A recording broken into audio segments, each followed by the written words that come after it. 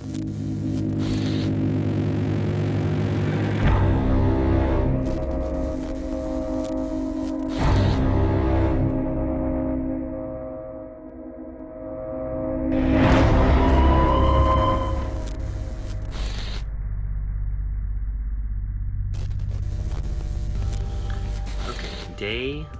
11.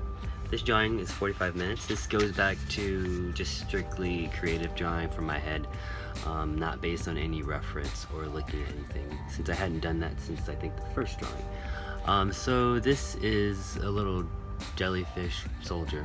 Jellyfish was kind of on my brain, not on his brain, because I just got a toy, a glow toy that was a jellyfish for my daughter. So I was thinking about jellyfish already, and I thought the visual of a jellyfish helmet was something that I hadn't seen before, and I thought it might be kind of cool. So this character kind of evolved from just being a guy with a jellyfish on his head to being kind of a futuristic underwater soldier guy who, I don't know if he hunts them, but it's some kind of symbiotic relationship because his brain is even exposed, so maybe it's protecting him or it's feeding off of him or guiding him. I don't know, but that's it. Day 12.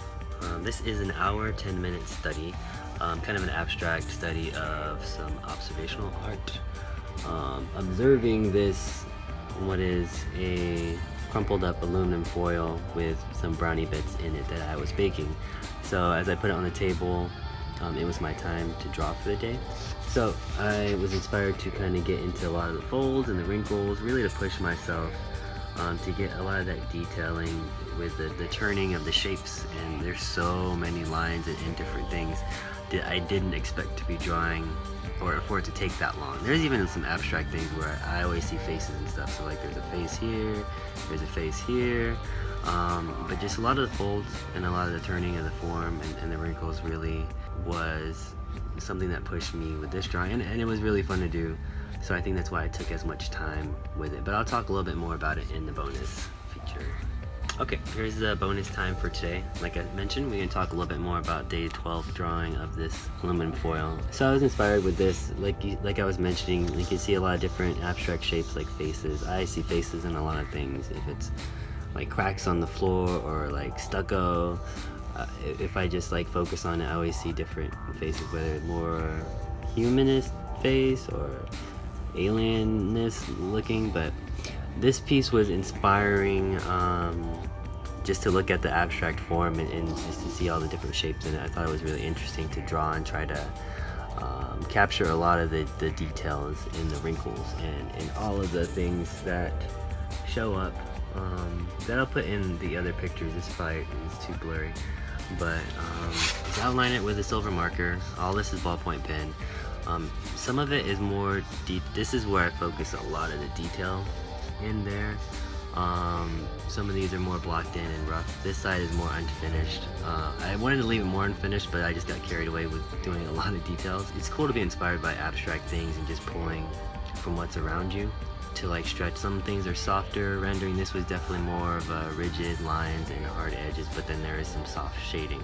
I think like there's inspiration all around us if you're just looking for it and open to see the beauty that's around it. Like I'm sure a lot of people know about the Disney concert hall and how the architect was inspired by crumpled pieces of paper. You just pull from what's around you and see things differently, and I think that's what creatives and artists do that other people who don't really, I guess, tap into that or aren't as honed into their creative nature that they have. I think that's something that's unique and that stands out about a lot of creative people that I know. If you want to leave comments, let me know below what kind of inspires you and what kind of things push you to draw, and just try to draw new things every day, or at least frequently. Challenge yourself sometimes. Alright, thanks. That's it. Okay, day 13. Today I'm drawing something that I almost never draw, a car. I don't venture much into automotive. I guess maybe because I do mostly like characters and creatures, so it's more organic and not so rigid or technical drawings. But this kind of going back to some old life drawing techniques, like I mentioned before, with focusing on one area and kind of developing it more and leaving other areas kind of untouched or just really loose and rough. Back in school they were talking a lot about drawing one thing. If you can render one tire, then you don't have to draw all tires. You can just focus your energy and all your attention on getting details in one area, and then the rest. I think it kind of shows some of the process, and I'm big on process, as a lot of you probably know. This, by the way, is a Tesla Model X vehicle. I'm a big fan of theirs. Okay, day 14. This drawing is 26 minutes. I forget if I said the drawing for the Tesla was an hour and 17 minutes, I think. So today, going back into Revelations, some of my characters from my graphic novel. Since we're drawing some inanimate objects in the last one, going back to, and that was observational. This is straight from my head with one of my characters. This, as some may know, this is Bishlam, who shows up in the Revelation story. This reference for this pose, it's hard to tell because he's covered by a cloak. There's a little bit of ninja and samurai influence, and actually matador for how he's posing, but just getting some of the details in, starting more in here, getting some more refined stuff, and then this is kind of a little looser as you get into some of the body. I think the next drawing will be another character of mine. Alright, this is day 15. That means we're halfway through the 30 days of drawings, of sketches. Today, I'm going back into the library of my Revelations characters. 2 characters in a row, just kind of in that mode, I guess. So this is a more of an energetic, kind of gestural pose for one of my characters. This one is Chloe. She is the young pilot from my story. This one, I did want to make sure to get a little more loose. With Bishlam yesterday, it was more refined throughout, and I wanted to have this one to be varied stages of rendered out detailed lines, some highlights, and going pretty dark to really loose and ghosting those lines and just like the flow of the overall sketch. But I will talk more about this one and Revelations in the bonus video. Okay, this is the bonus video for this session. Talk a little bit more about Chloe and this drawing. So I did the gold outlines, and some of the silvers is the highlights. When it's angled, you can see some of that. But with Chloe, she has a very kind of exaggerated look and features. Her head is very round, so I wanted to kind of push the geometric shape of that to make it more stylized. And with my characters, well, when people ask me like advice about doing their own comics or just consistency within the art, when you have your own personal projects, sometimes they get put on the back burner because various reasons. They got projects and other jobs that may take precedence. So what I've done this year, I've been committed to Wednesday as my Revelations day, to work on the comic, work on the character development, work on just all stuff that's for that book or for my own personal story. So I feel it's important to commit to creating, even if you only have like an hour a week. What that does is it starts some kind of consistency. So where if you didn't have time and you're trying to just fit it in whenever you can, as the other character, then you'll find that you're not actually getting around to them because there's always something that will come up. So when you commit, even if it's a small amount of time, like an hour, or it could be a full day if you could do that. If you commit to a time block, then you're always progressively forwarding your endeavor. You'll have progress every week, and as long as, even if it's incremental, that small, it'll add up to something in the big one. Because for me, it's always about having forward momentum, because if you don't have that, you turn around and realize that it's like 10 years later and nothing's happened. So that's something that I'd recommend you doing. If you have a hard time finding time for your projects, just commit whatever time you can and just be consistent with that. For me, Wednesdays are the Revelations day, so that's when you'll see most of the drawings.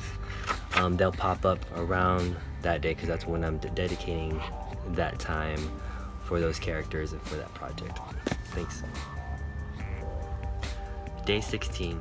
Okay, so every year I post some artwork that I find that inspires me for my birthday. Basically, it's different versions or variations of cupcake artwork.